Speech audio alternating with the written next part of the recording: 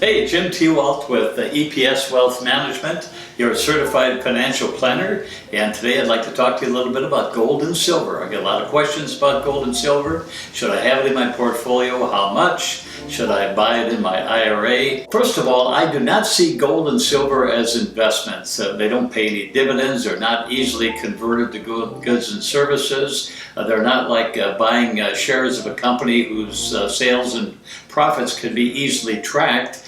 Their value really goes up and down based on the general view of the public of the economy and of the dollar. When people are happy with the economy, gold prices go down. When people get scared, gold prices go up. So why would you own gold and silver? Well, first of all, if you're concerned about bank closings and who's not these days, or hyperinflation, gold and silver are the perfect hedge to that. They've held their value over the years. More about that, I'll tell you a little story about that in a minute. As far as putting it in your IRA, I'm not a big fan, and I'll tell you why.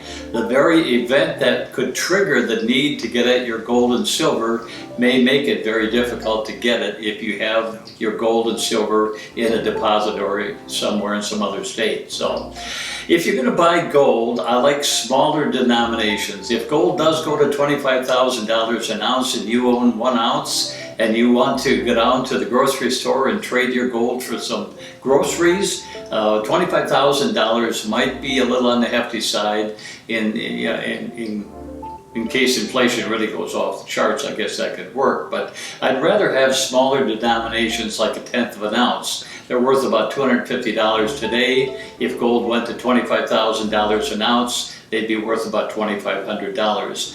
I also like what's called junk silver, and that's U.S. coinage minted prior to 1965. It's dimes, it's quarters, it's easily recognizable means of exchange. So if you take dimes and quarters down to the grocery store and they look at the side and there's no copper on there, you take your penknife out and scratch it, no copper shows up. They're 90% silver. They're just easy to work with.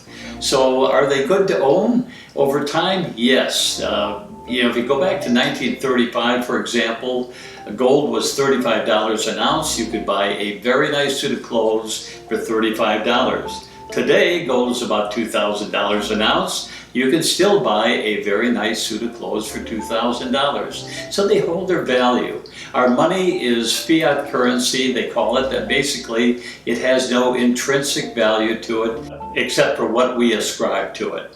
So one other comment, gold and silver industry is largely unregulated, which means it could tend to draw some rather unscrupulous characters.